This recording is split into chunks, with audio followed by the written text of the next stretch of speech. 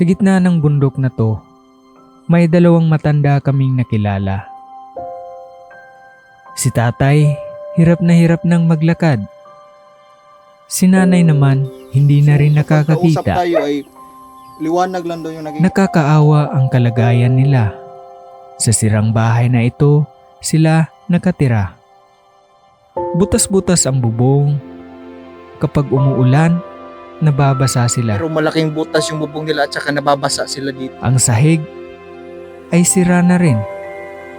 Halos nakadikit na lang sa lupa. Delikado para sa kanila, lalo na't pareho na silang matatanda. Minsan pa raw, may ahas na pumapasok sa bahay nila. Dude, yun ay. Isang kagat lang, pwedeng ikapahamak nila. Paano nabubuhay ang dalawang matandang ito na halos wala ng lakas? Samahan niyo kami at pakinggan ang buo nilang kwento.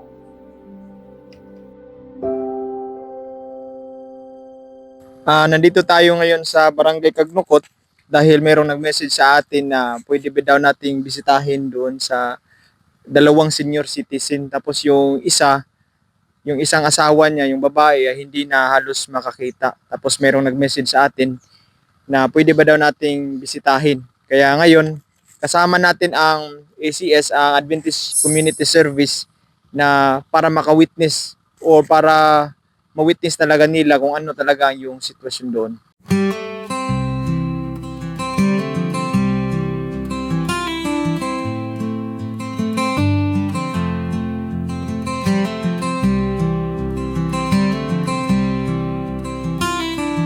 So nakikita nyo guys ay parang mahirap talaga yung daanan dito. Sobrang putik. Putik, tulungan.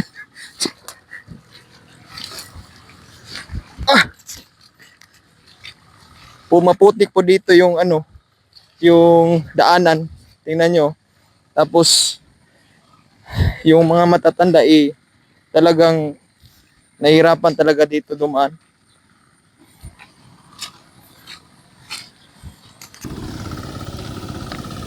Mayroong pira dito guys. Ayan o.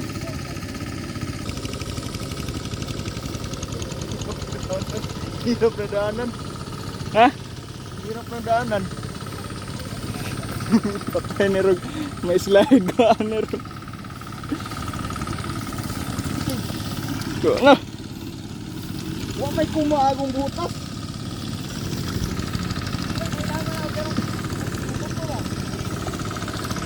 Sabi nila dito, yung mga residente, yung mga tao doon sa bukid ay araw-araw do dito yung daanan nila. Tapos ganito yung daanan, napakahirap talaga.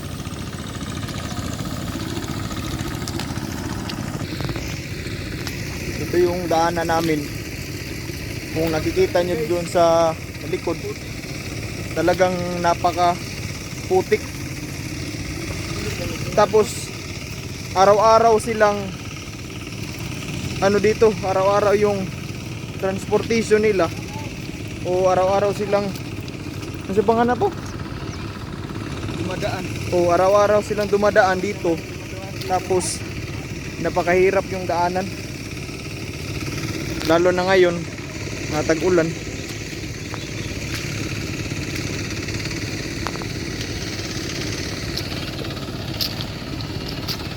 Patay.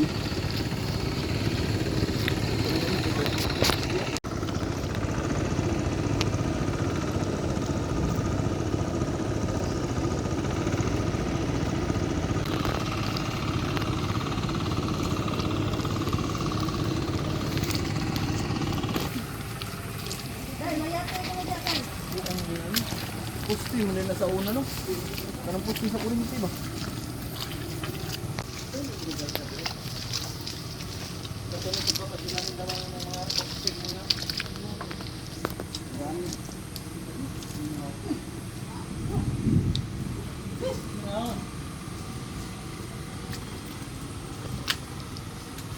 Nandito tayo ngayon sa barangay, parte ng barangay Kagnukot, at dahil mayroong nag-message sa atin na meron daw dalawang senior citizen na nakatira dito banda sa tower.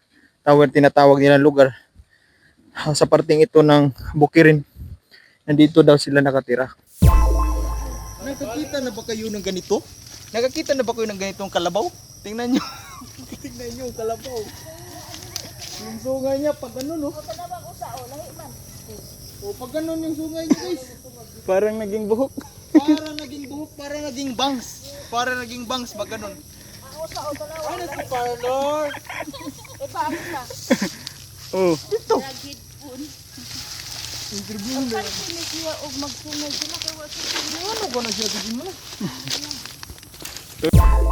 Magandang araw po sa lahat. Nandito tayo ngayon sa Sitio Tower kasi may titingnan tayong dalawang matanda na nakatira daw dito na kailangan natin makita kung anong sitwasyon nila dahil yung pakay natin ng mga ICS, yung pakay natin at saka yung makatulong, iba ka may tulong tayo. Kaya kahit maputik, saka ang dulas ng daanan dito mga kaibigan, sobrang dulas. Kaya tinitingnan lang natin kung may tulong ba ang mga Adventist Community Service. Tingnan natin kung may tulong ba kasi may nakapagsabi sa amin na may mga matatandang medyo kailangan siguro ng tulong. Kaya kailangan nating tingnan. Punta na tayo dito. May hapon.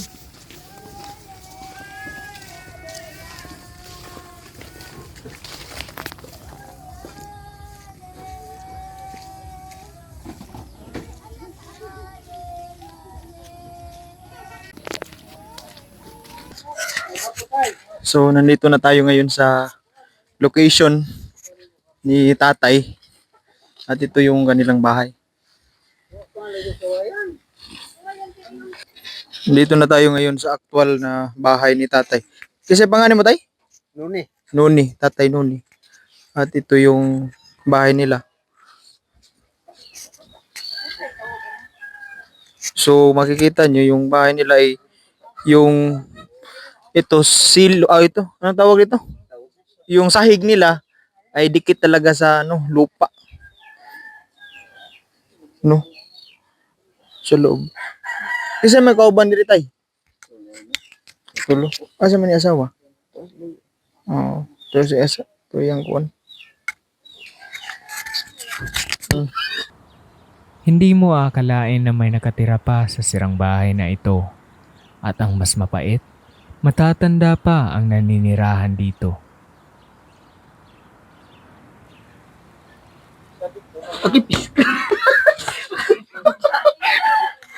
Yun guys, napakong na ako guys. Kasi hindi inaasahan. Sige. So, nandito tayo ngayon sa loob ng bahay nila tatay. At kung makikita nyo lang dito, sa yung sahig nila, tingnan nyo, talagang dikit na talaga sa lupa. Tapos bali-bali na yung mga kawayan. Tapos sabi ng isang kasamahan natin, na pag umuulan daw, mayroong malaking butas yung bubong nila at saka nababasa sila dito. Kaya ngayon wala si nanay dito ngayon kasi umulan kanina, lumipat sa kanilang kapitbahay. Dahil, malaki. Ito si Kuya Jason. Ano masabi mo? Talagang mahirap yung sitwasyon nila rito mga kaibigan kasi talagang ako maiksi lang yung height ko, nasa nasa 5 pero nakayuko. Hindi ka makaunat talaga ng katawan mo. Mahirap ito mga kapatid. Kailangan natin ng matulungan to. Tsaka tingnan mo yung mga dito, ni tatay. Delikado talaga yung niya, yung lutuan. Lutuan. No? Talaga, kawawa. Tsaka dito, tingnan mo yun, mga butas-butas na. So, Yan. talaga si Kuya Jason, talagang yuyok ko, Pag, Hindi ka talaga, makukuba ka talaga dito. Tatanda ka ng madali.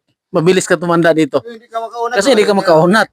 Oh, Kami hindi naman kami mataas, pero hindi hindi kami maka-straight, hindi ganun. maka-straight ng katawan natin.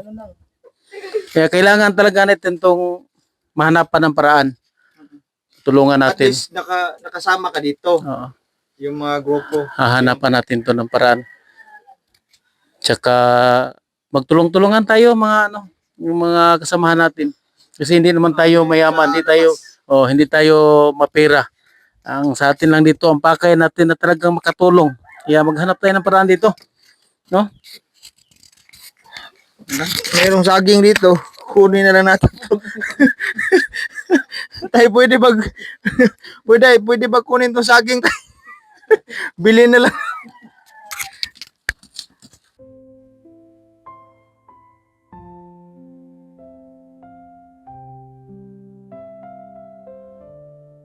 May hapon ay. May hapon. Basta, hindi ka makaklaro. Pero makaklaro, ano sa may mo makita? Kuan hayag lang. Hayag lang? Hayag lang. Kakita man ko sa inyo, pero di ko kaklaro sa inyo manaw. Oh.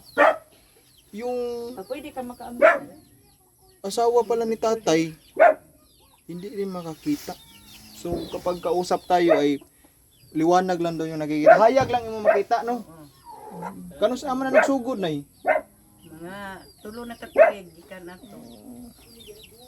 So kung muuwan, moto dito, balhin ka lang diri. Dito kay to naman kaayos tanan niya. Bakilid lang yung pudang sahog. Makuho na bingari sa ubos. Sige lang nay kay kuan, naami karon diri. Kung naami mga kuan, matukuran ka og kamo. Matukuran mo, di ba Tijima? Matukuran mo og at least komportable nga balay ba. Di man ingon kay nindot at least binta kung sa anak, di ba? Lama. Lagi kay mo man ay tuyo. Labo na kay kuyog na mo karon ang kuan. Among kauban, mga kaubanan. Presidente sad mapaabot na mo muna naging mo mig video aron mapaabot sa mong mga kauban sad. Kauban. Dili naman kami gud ang mo trabaho ana nya mo hatag do na may mga sponsor nga mga kaubanan mo na kinahanglan gyud nga mapakita na mo. Unsa man nakapa-check up na kana? Wa. Katarak na pwede mo sa Kano sa ama na nagsugod? Katarak lang. Pwede mo na opera ya. Kanto man tong dito ko sa ospital kay na-admit bayak ko ba niya. Kakita pa ko ato. Unya, Nya pagawas na ako, nag-anam-anam ram ako ng pananaw ka kuan ba hanap. Nahanap. Anton nawa gyud. di na gyud kakita. Kani ako hayag ra gyud. Oh. Ayun. Kanya kumangadto ka og pagpupunta ka doon sa ano nay sa kalsada, di ka makangadto. Naka na ganing mong bakwit gani nga to. Kana na yung mga bagyo no. Aga ko ng taon ko nila nga to. So, Hindi man yun mahimo. sabi ni nanay guys ay minsan lang siya makapunta ng kalsada kapag mayroong trahedya no sa kuna, kagaya ng bagyo tapos dahil hindi siya makita kinakarga lang, gikugos. Duwa po din ba testingan og ano, check up lang ba una-unsa no? Sa tabango ba? Unsa gyud maayo ko ano? Lingkod mo. Ay, dapat Sa lagi. Katlukot may na dito sa Mambaw may nabuta. Pero Na okay. Kani iya di Jim, di kay ni grabe siguro kay Basing katarak lang. hayag raman. kato kay di na kita pero na ulian pag chikuan, pag opera. Sa una god, sa bag-o pa ni siya nagsugod. Nawaan din tanan. Ngit-ngit gyud. Nya nalugay.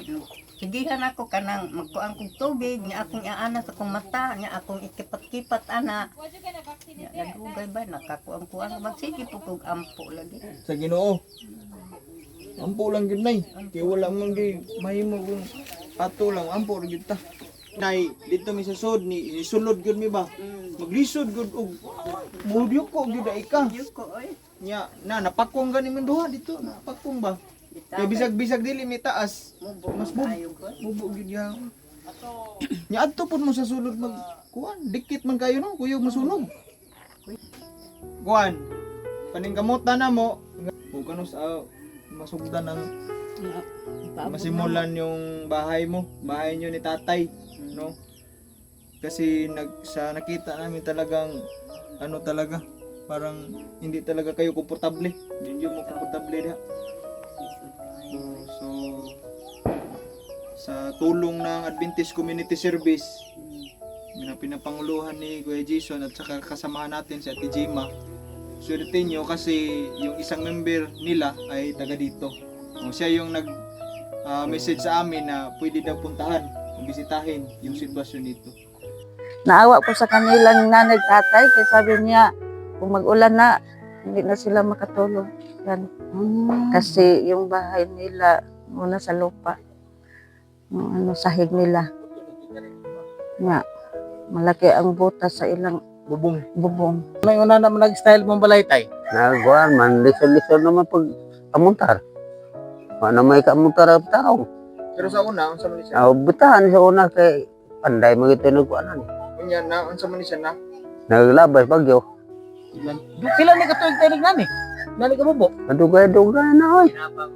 Hinabang mo. Landa. Sa iyo lang lagi hinabang. Dugay-dugay na. Basta kapit na mo upat ni katuig. Kaya nga ni. Oh, nada siya. Unsa man inyong panginabuhian dito tay? Ikaw lang kay. Kupurmi lang sa himo. Mao unsa man kasagaran? Kuan sige. Ako naman ang anak nagbuhi sa ako kaya naman ko trabaho. So sabi ni tatay kanina, habang kinakausap natin siya, yung bahay talaga niya ay hindi ganito. Hindi dikit sa lupa. Maganda daw yung bahay niya dati, tapos nung bumagyo, na sira. Kaya mga 5 years na ganito. Tapos kung makikita nyo kanina, nung pumunta kami sa loob, talagang yuyuko ka talaga. Dahil sobrang, liit. Tapos sa ilalim, hindi na talaga komportable. Sira-sira na parang yung sira-sira din yung mga yero. Ito, butas-butas oh. Pag umulan to, yan, pakita mo yan. Pag umulan yan, talagang tutulo sa loob. Dito, sa gilid. Yan delikado pa to pag may ahas. Diyan, papasok. Ito, pakita mo to. Ito. So yung wala na silang hanap buhay daw dahil matanda na sila. Tapos yung anak na lang niya yung nagbibigay ng pagkain.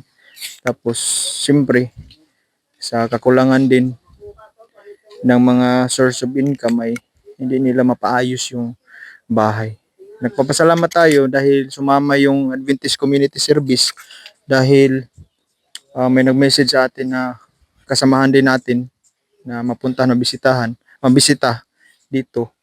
At yun na saksihan talaga natin yung sitwasyon sa bahay nila tatay. Babalik kami dito para pagandahin natin ng konti yung bahay nyo. Kahit hindi ganun kalaki, basta medyo komportable yung hindi na kayo nakaganon pag pumasok. Dapat nakatayo talaga ng gusto. Yan lang po. One, 1, 2, 3. Huwag pa kasi na mga awat na pagkawas tayo. Kahit yung saging tayo, murag na ibanan ang saging Bahag na mati si Yung Tagalog namin, pang grade 1 lang. Kailangan namin tayo magtagalog tayo sa pag nagsalita kasi parang pag may nakakita na yung mga tao na may mamabuting kalooban na kung gusto lang magparating ng tulong, matulungan ka agad. Ikaw din tayo, magsalita ka ng Tagalog tayo para maintindihan tayo ng mga people. Si tatay matagal to sa Manila siguro. Marunong yan. 7 taon. Ay, 7 taon. 7 taon pala. Ano trabaho mo doon tayo? Manila tayo. Meter ko sa Waiter, hindi basta-basta. 19. Nagsuhod ko ito 1973. Ay, yung mga anak ko nandun sa Manila. Kasawa na. Basta Sige, tayo, balik kami dito. Babalik kami dito parang tayo dito, mag-feeding tayo sa mga bata. Kasali na din yung mga magulang. Magulang. Kasali Hindi na yun. Gawin natin yan sa lalong madaling panahon. Tapos yung mga bata, chicken. Tapos yung mga magulang, lugaw lang. Hindi ko to. Chicken. Joke lang. Basta kayo nga na, mo diha tayo.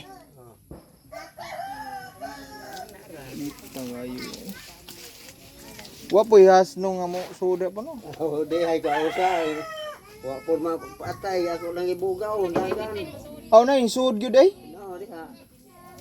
Dagan pa. May ganun ka na ginagbugaw. Ako yung laging sukol. Sa videong ito, nasilayan natin ang nakakaawang sitwasyon ni na tatay at nanay, dulot ng kakulangan at kanilang katandaan. Patuloy pa rin silang lumalaban sa hamon ng buhay. Lubos po ang aming pasasalamat sa mga nag-sponsor at sa aming mga viewers. Dahil sa inyo, na ipagpapatuloy namin ang paggawa ng mga videong tulad nito.